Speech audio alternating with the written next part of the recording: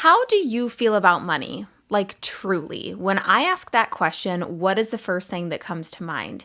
Do you feel like money is good, or do you feel like money is the root of all evil? When you are able to kind of tap into those unconscious thoughts that you are thinking about in relationship to money, try to figure out what typically comes to mind when you think about money and topics surrounding money and people that don't have enough or people that have too much. What is your personal opinion on that matter? Now, I know that when it comes to money and kind of our beliefs surrounding money, I know that a lot of that stems from our childhood and where and how we grew up, and if we had enough or if we didn't have enough, and those can kind of stick with us throughout our lifetime, and it can kind of impact on our overall belief about money and how it all works and everything that goes into that. Now, I know that when I was growing up, we didn't have that much money. We had enough to be able to, live and be able to, eat and have clothes and do a couple of fun things every now and then. But we were not anywhere near like the wealthy category or anything. But luckily my parents, they didn't really ever make it seem like we didn't have enough. However, I know that they still struggled a lot kind of behind the scenes, but they never put it on me and my sister to kind of take on that burden. So I am very grateful for that. However, as I grew up, I did start to realize more and more kind of the money issues surrounding our family life and everything like that, as I'm sure probably a lot of you started to notice the older you got, maybe into your teen years. And I always remember hearing the phrases, not just from my parents, but also just from a lot of people around me, like, money doesn't grow on trees, and also the whole kind of just do whatever you can to survive mentality. That definitely was always something that I remember kind of hearing as I was growing up.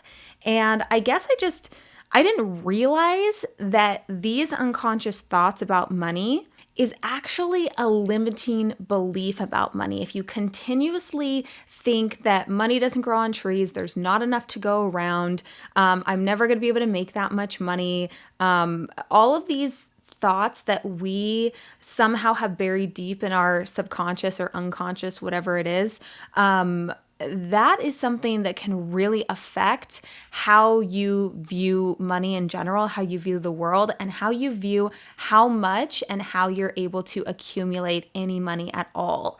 Now, this actually was something that I didn't know that I was doing until I watched a Shark Tank episode, funny enough. Chris and I do watch Shark Tank every so often, and I do pretty much enjoy it, seeing all the different companies that go on there. But there's this one company, and something that they said just stuck with me and affected me and made me think about money and the way that I'll be able to accumulate it in my business in a whole new way. And let's talk about it.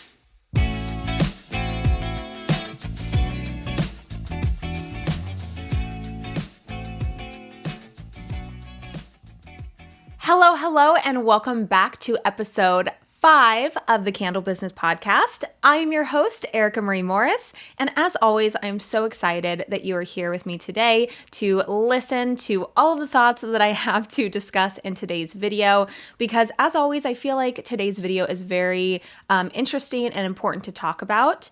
And before I get into all of that, if you are somebody who is just getting started with your candle business, if you are an aspiring candle business owner, and it's something in the near future that you think that you definitely want to tackle and jump on into, I do have a free gift for you to download. It is a candle business launch checklist.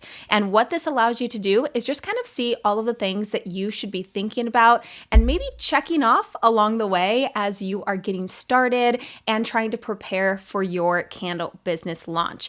You can go to ericamariemorris.com/checklist and download it. It's completely free. It's just to help you out. And you're also able to get onto my email list where I send out weekly emails with a bunch of helpful business advice.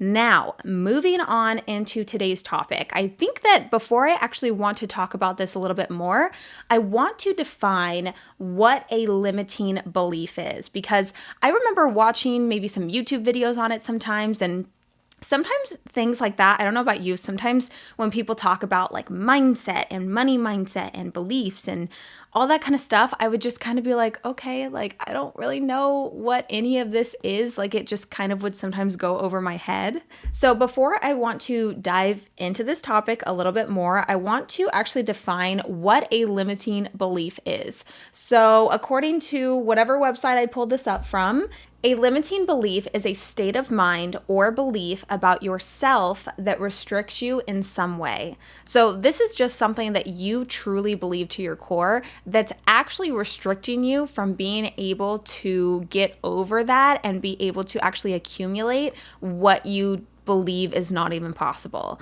So for instance, if you think to yourself, there's no way that I can make $1 million, like that is just, it's not possible. It's absolutely impossible. It can never happen. Then that is your belief in that moment and to yourself and who you are, that that's not even an option. So it almost just restricts you from being able to actually accumulate that. Now, some other things that I think a lot of people are kind of focused on, and I definitely have kind of felt this a lot at some points in my life, is just kind of like, I don't really feel like I need to make a lot of money. I just need to make enough. It's always the word enough, right? It's just enough. And whatever enough is, it's so different for everybody, but just kind of, I need to make enough to get by and be able to just, live my life. I don't have to have a ton of money. I don't need to be a greedy person. I don't need to have too much money. And I feel like that's something else that a lot of us think of when they think of money. And maybe that's why we kind of put a negative connotation when it comes to money. Because I think when people think that somebody has a lot of money, let's say somebody makes over $300,000 a year. I think that's the 1%, 400,000, whatever it is. I feel like a lot of times people think just greedy, they need to give it all away, they shouldn't have that much money. And really, I feel like it comes from a place of just realistic, if you can kind of understand where I'm coming from here. I feel like it comes from this place of jealousy and envy, for people that have what we wish that we could have.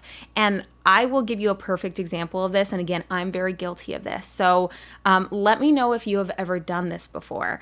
Let's say that there is somebody, usually it's on social media, right? Usually you see like people from high school or something and they're doing way better than you. And for some reason in your head, you're just like, dang, and like you get this like feeling of like jealousy and enviousness. Why do I keep saying enviousness? It's just envy, right? Just envy, jealousy and envy. And let's say somebody just purchased a new house, and like me, this would be a situation for me. Let's say somebody purchased a new house and they take that really cute picture outside of their house.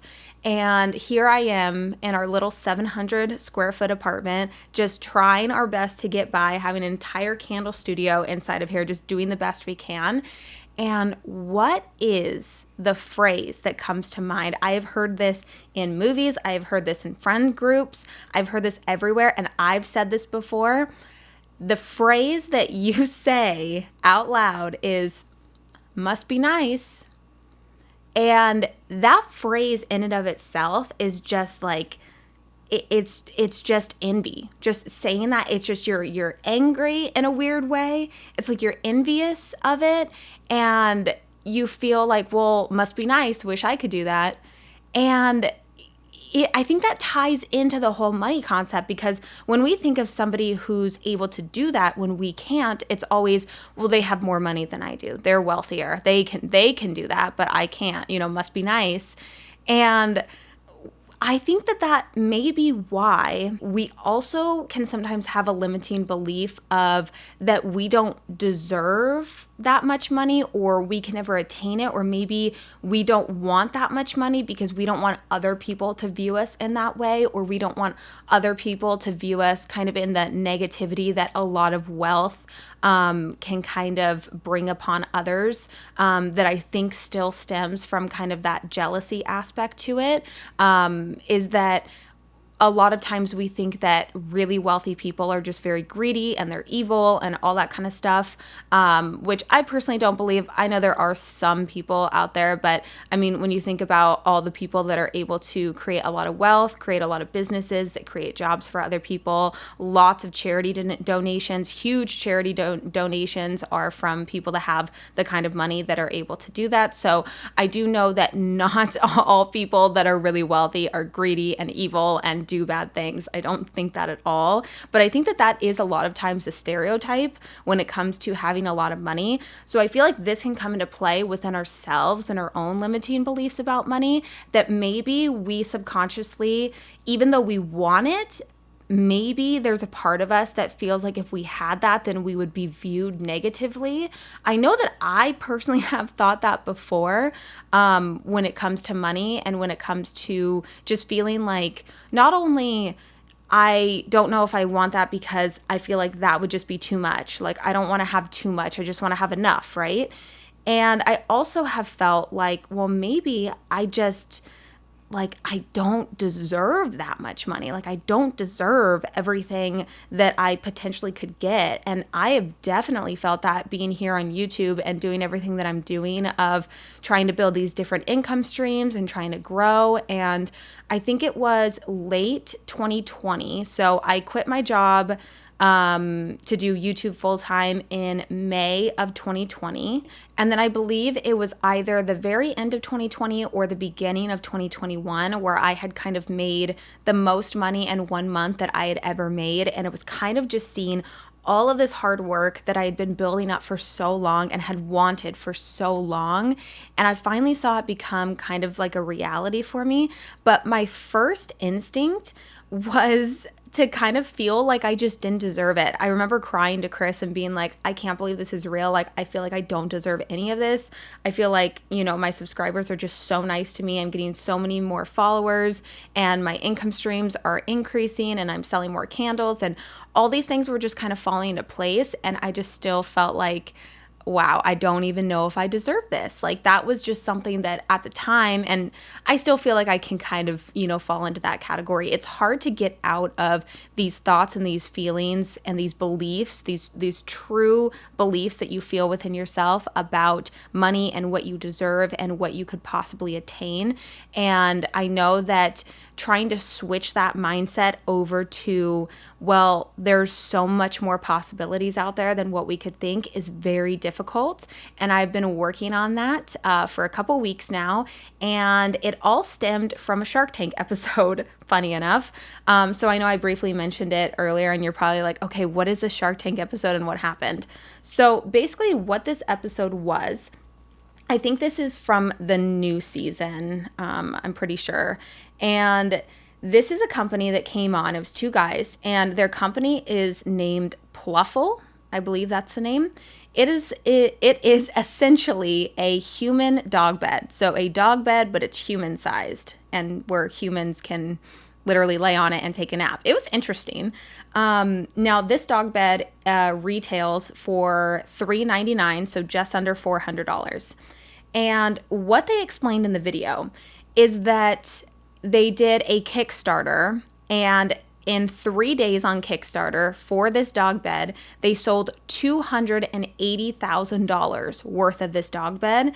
And then from that point up until right before they went on to Shark Tank, they had made an additional $130,000. So in total, $410,000 on a dog bed for humans. And get this, they hadn't even manufactured the product yet. Nobody had received the product. Now, I'm pretty sure that the customers knew going into it that they were kind of prepaying for this product before receiving it. And it could take, I think, anywhere from 6 to 8 months to receive it. And for some reason, this specific company And this specific circumstance of selling over $400,000 in product to customers that have never felt, seen, touched. It's a brand new item. I'm sure their marketing was fantastic for it, but to spend $400 on something that you may not get for another 6 to 8 months, it kind of just opened my eyes, and I thought, there's just so much money out there. There is so much to go around. The fact that this company that I'm sure maybe you watching this, unless you saw that Shark Tank episode, have never heard of it. Think of all the companies that have made so much money we've never even heard of. All the people that are making, hundreds of thousands of dollars a month on their businesses, and we've never heard of them. And it just got me thinking, like, wow. And that $400,000 is like a drop in the ocean of how much potential there is out there.